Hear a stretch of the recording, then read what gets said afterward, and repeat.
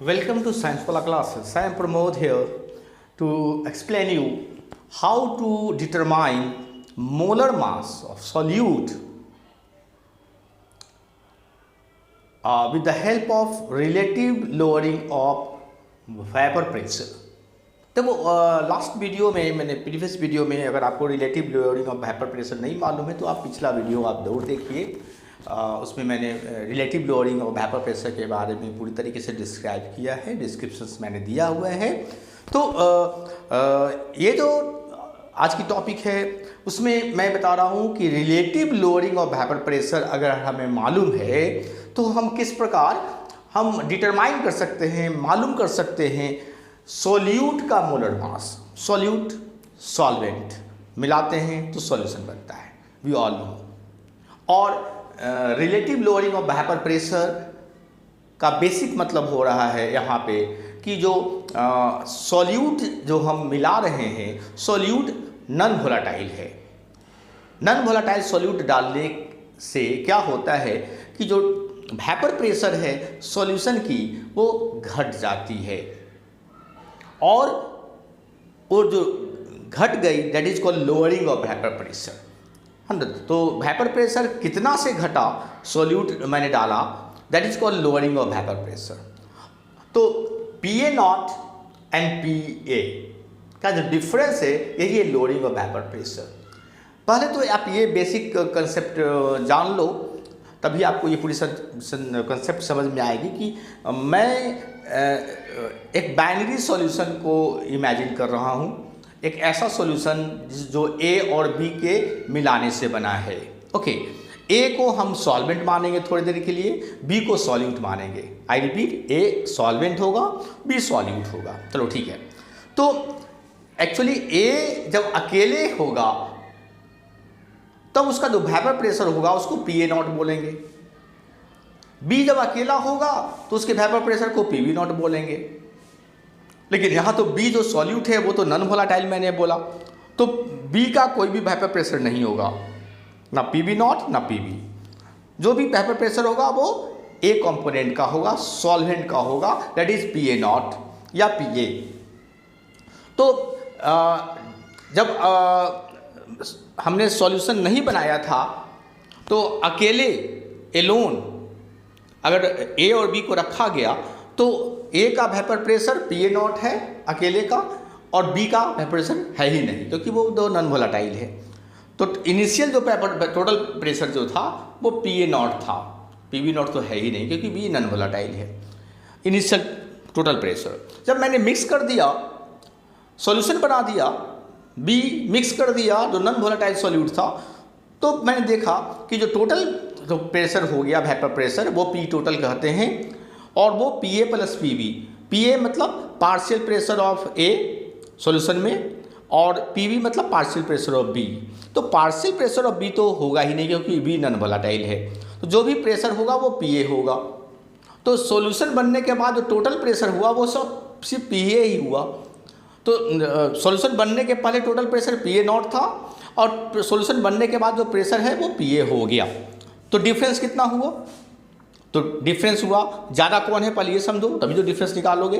ज़्यादा में से कम घटाओगे तो PA नॉट ज़्यादा है क्योंकि हमेशा वेपर प्रेशर घट जाती है रॉल्स लॉ के अनुसार। तो PA नॉट ज़्यादा है, PA कम है, इसलिए जो डिफरेंस निकाला है तो PA नॉट में से PA घटाएंगे। तो मैंने PA नॉट माइनस PA किया है, तो ये डिफरेंस क्या है? इतना प्रेशर घट गया। This is known as lowering of vapour pressure. This is जो न्यूमरेटर है इसको PA नॉट माइनस PA को लोअरिंग ऑफ वेपर प्रेशर कहते हैं। जब इसको ओरिजिनल बेस पर, ओरिजिनल मतलब जो सॉल्यूशन बनने के पहले जो टोटल प्रेशर कितना था PA नॉट था, PV नॉट तो जीरो था क्योंकि नॉन वोलेटाइल सॉल्यूट है। तो सॉल्यूशन बनने के पहले जो ओरिजिनल वेपर प्रेशर था शुरुआत में वो PA नॉट था। तो जब लोअरिंग ऑफ वेपर प्रेशर को ओरिजिनल वेपर प्रेशर से डिवाइड करते हैं तो ये बन जाता है relative lowering of vapour pressure, जिसको कहते हैं fractional lowering of vapour pressure also. तो ये रिलेटिव, यही है रिलेटिव। और this is equal to XB। XB is the mole fraction of B। B मतलब सॉल्यूट, नॉन वोलेटाइल सॉल्यूट। तो ये फॉर्मूला मैंने, ये एक्सप्रेशन जो है मैंने पिछले वीडियो में प्रूव भी किया है, उसे आप ज़रूर देखें। ओके, तो ये फॉर्मूला हम ये एक्सप्रेशन लेकर चलेंगे। यहाँ when solute B is non volatile, है ना। चलो यहाँ तक तो क्लियर हो गया आपको। अब आगे देखते हैं। A is solvent and its vapour pressure in pure form is PA0, ये तो मैंने आपको समझा ही दिया। उसके बाद देखो partial vapour pressure of A is PA, है ना। पार्शियल वेपर प्रेशर जब सॉल्यूशन बनाते हैं तो ए का जो ए कंपोनेंट का जो वेपर प्रेशर होगा सॉल्यूशन के ऊपर, उसको पार्शियल वेपर प्रेशर कहते हैं, PA। XB is the mole fraction of solute, और XB जो है मोल फ्रैक्शन ऑफ सॉल्यूट है। So this is the basic expression for relative lowering of the vapour pressure. Okay, अब आगे देखते हैं। मान लिया कि suppose mass of solute B is WB। Suppose solute आपने मिलाया है, नमक और चीनी जो भी है आपने मिलाया, उसका मास दिया गया है B सॉल्यूट है और WB, और उसका जो मॉलिक्यूलर मास है MB है। अब सोचो आपको अगर मास दिया गया है सॉल्यूट का और उसका मॉलिक्यूलर मास दिया हुआ है जिसको मोलर मास भी कहते हैं, तो आपको नंबर ऑफ मोल्स निकाल सकते हो। कैसे? टोटल मास को डिवाइड कर दो मॉलिक्यूलर मास से, तो आपको नंबर ऑफ मोल्स निकल जाएगा सॉल्यूट का। So then its number of moles is equal to NB। इसको नंबर ऑफ मोल्स को NB से कहेंगे, number of moles of B component WB by MB। तो टोटल मास ऑफ सॉल्यूट को हम मॉलिक्यूलर मास ऑफ सॉल्यूट से divide कर देते हैं, तो number of moles of B निकल जाता है। ओके, उसके बाद suppose mass of solvent is A is WA। अब जो सॉल्वेंट मैंने जो लिया है उसका मास WA मान लिया और उसका मॉलिक्यूलर मास MA है, तो सॉल्वेंट का भी नंबर ऑफ मोल्स निकल जाएगा। कैसे? WA को डिवाइड कर देंगे MA से, है ना। Mass of solvent divided by molecular mass of solvent, तो number of moles of number of moles कितना हो जाएगा? NA। सॉल्वेंट का नंबर ऑफ मोल्स NA हो जाएगा, WA बाई MA हो जाएगा। चलो अब हम मोल फ्रैक्शन निकालते हैं, XB mole fraction of B। तो मोल फ्रैक्शन ऑफ B जो है, mole fraction of solute B is equal to XB, जो हमारे पास relative lowering of vapour pressure में आता है। तो इसकी वैल्यू क्या होगी? तो मोल फ्रैक्शन का क्या कंसेप्ट है? नंबर ऑफ मोल जिसका निकालना है, B का हमको निकालना है मोल फ्रैक्शन, तो number of moles of B को डिवाइड कर देते हैं टोटल नंबर ऑफ मोल्स, मतलब NA और NB को जोड़ देंगे, total number of moles in solution, तो NB by NA plus NB। तो ये हो गया XB का वैल्यू। अब एक इम्पॉर्टेंट बात, सबसे इम्पॉर्टेंट बात वो ये है कि हम अगर ये इमेजिन करें कि जो सॉल्यूशन जिसको हम हैंडल कर रहे हैं, ट्रीट कर रहे हैं, वो बहुत ही पतला है, बहुत ही डाइल्यूट है ना। सॉल्यूट बहुत कम डाला हुआ है सॉल्वेंट में, बहुत कम डाला हुआ है।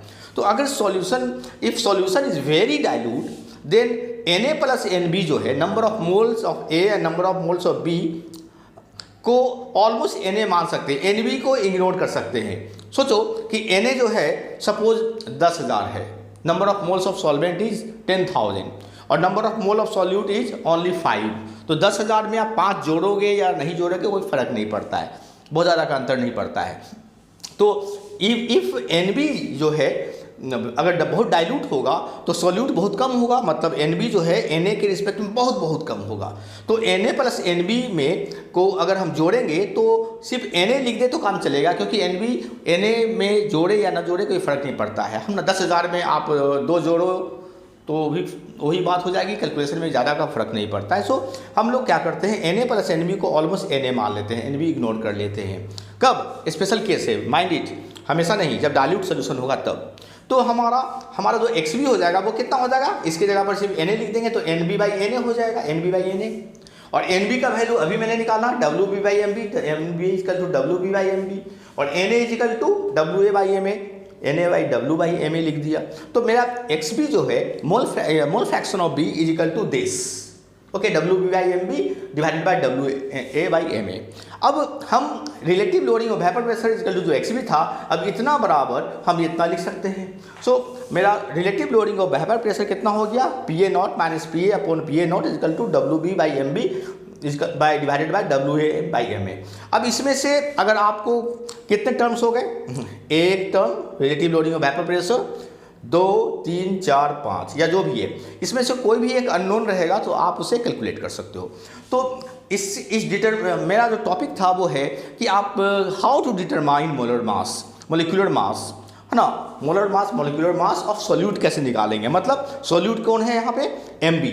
तो नेचुरली है, अगर WB आपको मालूम है, WA मालूम है, MA मालूम है, और पी ए नॉट मालूम है, पी ए मालूम है, तो आप आराम से इसमें वैल्यू पुट करके एम बी का वैल्यू कैलकुलेट कर सकते हो। सो ये फार्मूला, ये जो एक्सप्रेशन है ये आपको मदद करेगी डिटर्मिनेशन में मोलर मास ऑफ सॉल्यूट। और अदर यूजेज में भी इसको अप्लाई कर सकते हैं, है ना। हमें रिलेटिव लोडिंग और वेपर प्रेशर भी निकालना है तो इसका अप्लाई कर सकते हैं। Okay, hope you must have understood this very important topic. Okay, bye, thank you.